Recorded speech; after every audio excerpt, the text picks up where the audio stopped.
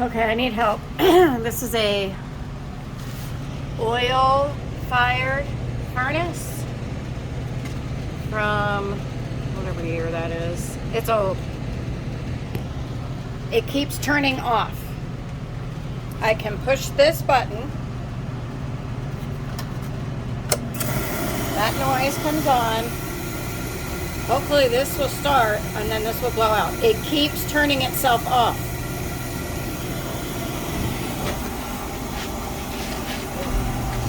You hear that kick on? Then that goes.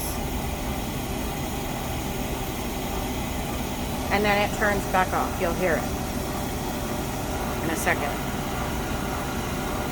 So it will not heat up the air. I don't know what to do.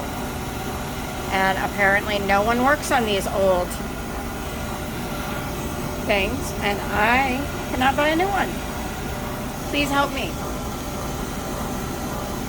Can you tell me why this would auto kick off like it just did? Why is it doing this to me, guys?